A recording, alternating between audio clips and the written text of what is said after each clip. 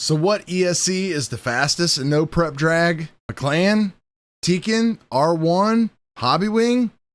A lot of different people are reaching podiums all over the country right now, including in my own backyard. Our fastest guys right now, besides myself, are running Tekin, and what we're running are the Tekin RX8 Gen 3. This is the bad boy, a 1/8 scale ESC that we're throwing inside the breakout chassis. Now, Tekin does things a lot different compared to a lot of the other ESCs that you're used to out there, especially when it comes to the McLaren. We all know that the McLaren has the 5-stage launch control, all that kind of stuff. And with this ESC and a lot of the other ones out there, you're going to have to actually use some things in the radio to control your hit. So we're going to be talking about that in some upcoming episodes. But first, let's take a look at the Tekin RX8 Gen 3.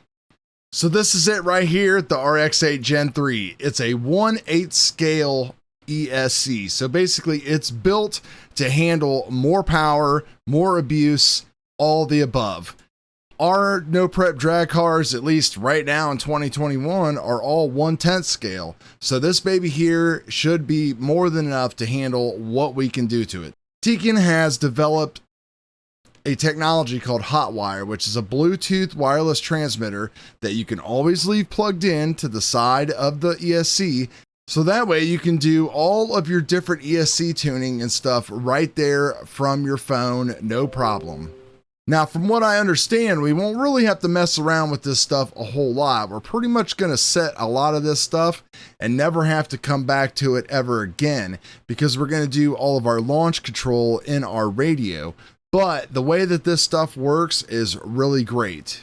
So the first thing you need to do is download this little Hotwire app right here. And then what you can do is you can hook up your ESC to it and you can flash all the different various firmwares on there. Now, Tekin does have a version of ESC software 280, which is built for drag racing eliminator cars. They brought this out sometime last year. This ESC has actually been out for at least a few years, maybe I think 3 or 4. I'm not 100% sure on that, but it's been out for a while.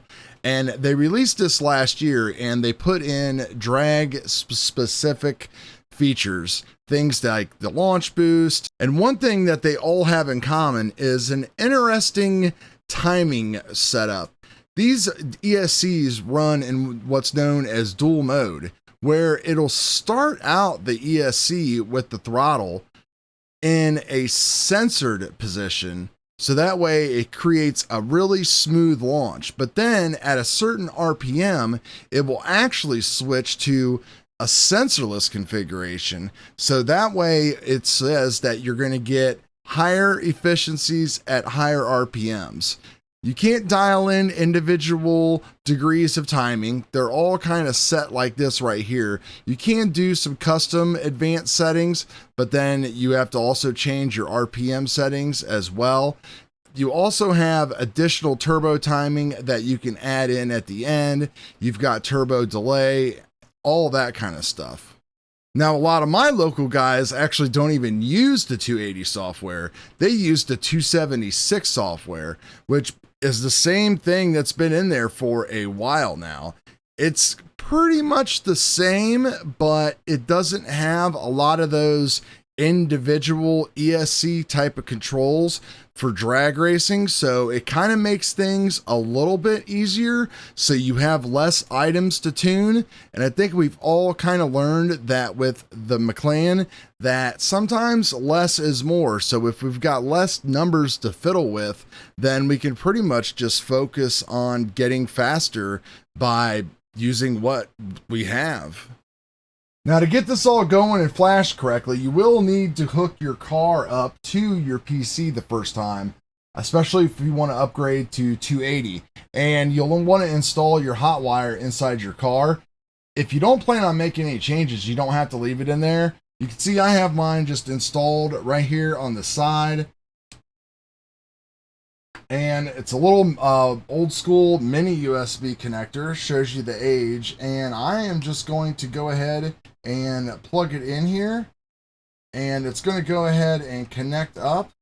So once we hook up here, you can see we have this little home screen here, and this is pretty much what it looks like on your phone. So this kind of just gives you a breakdown of everything that's going on inside your car right now without going to the individual tabs. If you want to flash your ESC, you click on the advanced. Right here are the two different software versions that you can choose from. You just choose one, click update ESC. The process is simple. It takes maybe a couple minutes to do. Of course, you do have to download this software from the website I was showing you there, Tekin downloads. You go into your setup. This, of course, is where you can set up what kind of car that you're running, your BEC output voltage, brushless delayed is what I am running. You have controls for your fan. You can reverse your motor if you need to. These are your brake settings right here. You can see I've turned my drag brake off. Going to start with my braking strength at 45. Push control is kind of a brake setting. Brake minimum also is another special thing. And they also have RPM brake for applying brakes when you're coasting. A lot of this stuff, of course, just is not going to apply to drag. So we're going to turn this stuff off. We run things on frequency, which a lot of speed controllers do this kind of frequency stuff where lower frequencies usually provide a big powerful impact, while a higher frequency usually will soften up the blow. That's the way this works on the Tekin for braking and for throttle. I think my hobby wing was the same way too. I'd actually have to look at that to remember. Throttle control, you can see that we have a lot less than we did in the 280 drag, so we don't have to worry about that many things. I basically have torque level to max, throttle minimum to max, and you can hover over these and it'll tell you exactly what to do, which you can see throttle minimum here, adjust the minimum amount of throttle will apply when the user initiates throttle input. You know, we're smoothing all this stuff out in the radio, so we're just going to give her all the beans. Your reverse speed, all that kind of stuff. Timing, I am set at timing profile number 1, which was just a standard 5 degrees.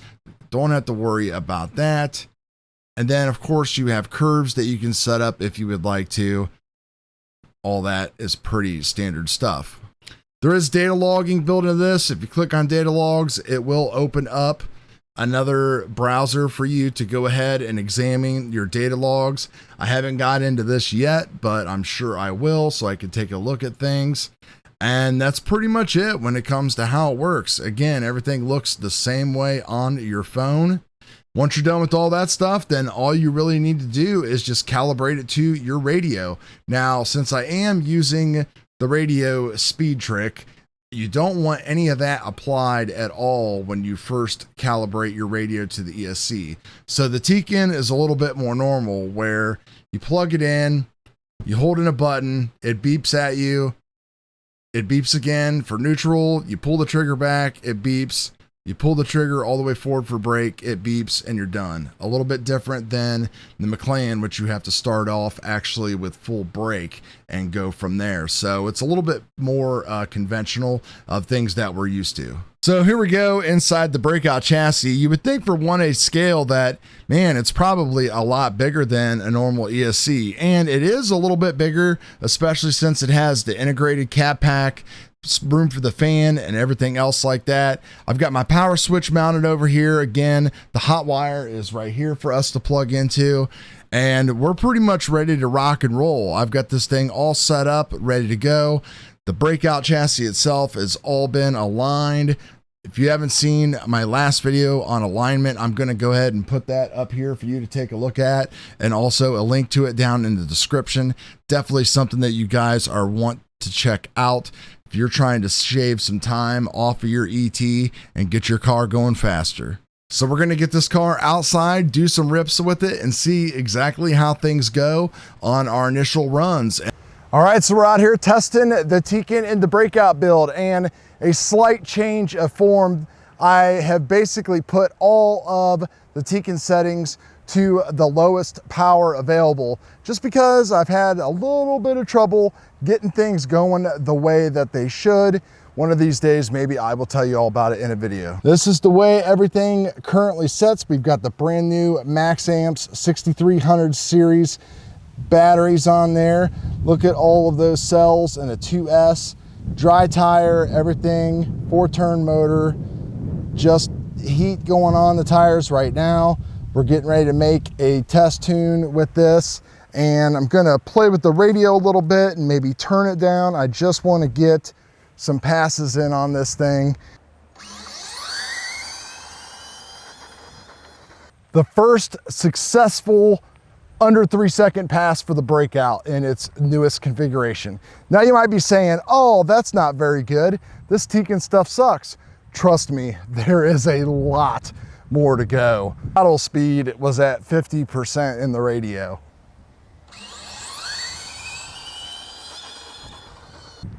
Okay, 2.91, 50 miles per hour.